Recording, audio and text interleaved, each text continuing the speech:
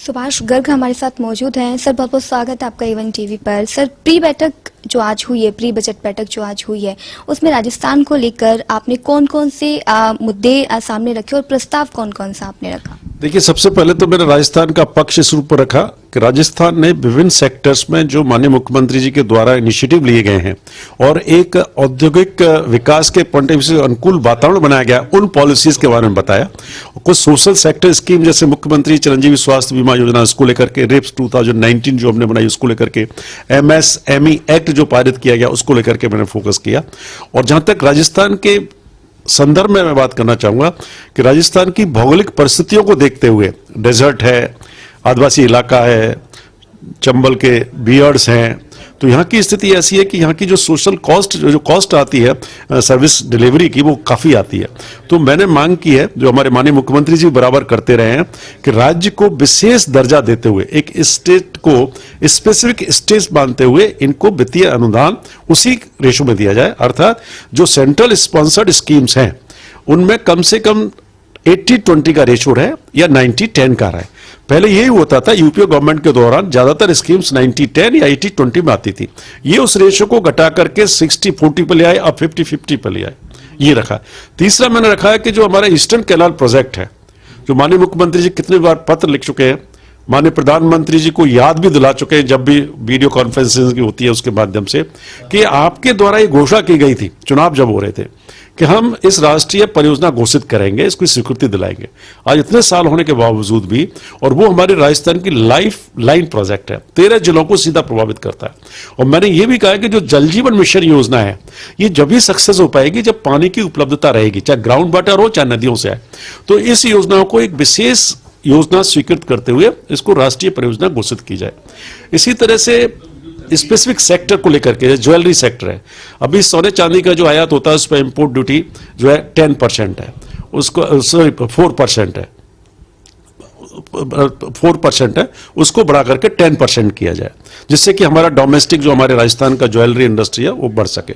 इसी तरह से जो विक्ट्रीफाइड टाइल्स हैं, ग्रेनाइट, हमारे यहाँ लाइमस्टोन बहुत सारा मिलता है, हमारे खुद के यहाँ टाइल्स बनती हैं, लेकिन अभी इंपोर्ट ड्यूटी बाहर से काफ़ी आयात हो रही है ये टाइल्स, वो इंपोर्ट ड्यूटी 10% है, हमने मांग किया उसको 25% किया जाए।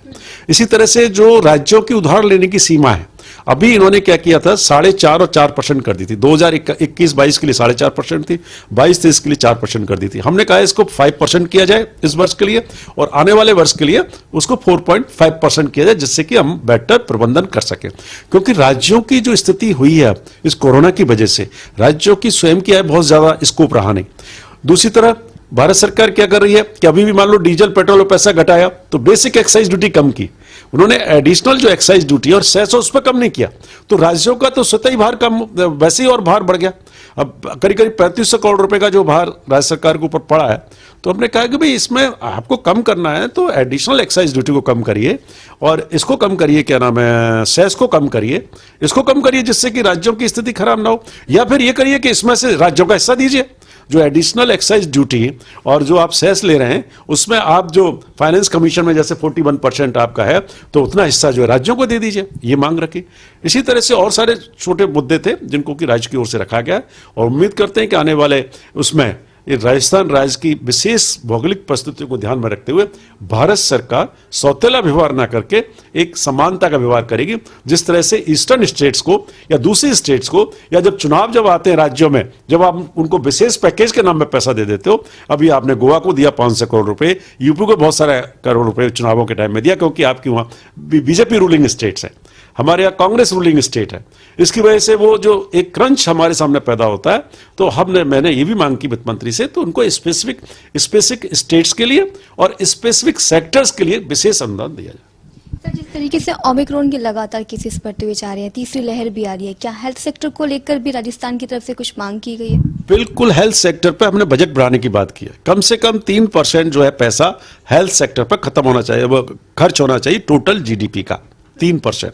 और जिससे कि, क्योंकि मैंने ये भी कहा कि 2 सेक्टर हैं, एक हेल्थ सेक्टर और एक एजुकेशन सेक्टर, ये ऐसे सेक्टर हैं, मैं तो यहां तक कहा कि इन पर सारा फंडिंग गवर्नमेंट ऑफ इंडिया को 100% करना चाहिए, चाहे वो इंस्टीट्यूशनल बिल्डिंग के लिए हो, चाहे मैन पावर के लिए हो। मैंने ये भी कहा कि पहले अब जो मैन पावर की बात करते हैं, रिसोर्स ह्यूमन रिसोर्स डेवलपमेंट की बात करते हैं, पहले जितने भी हमारे वेतनमान की सिफारिश आती थी हमेशा 80-20% जो है हिस्सा होता था, 80% केंद्र का, अब वो आ गया 60-40 पे आ गया, 50-50 पे आ गया। तो राज्य सरकार कहां से लाएंगी पैसा? अल्टीमेटली भारत सरकार को देना पड़ेगा।